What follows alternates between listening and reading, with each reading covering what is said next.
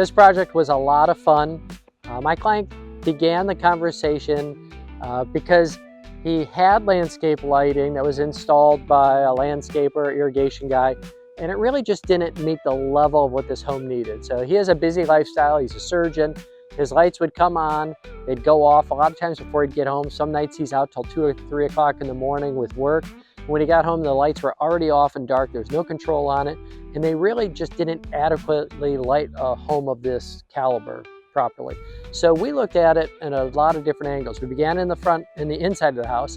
We started looking at the viewing angles out of his windows, what he was going to see as he looked out.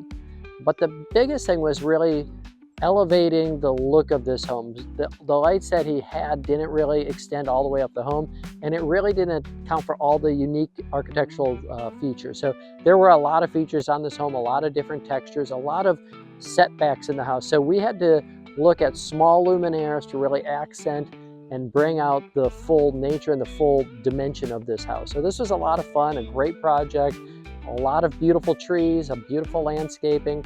But the lighting just needed to be elevated to match the style of this house.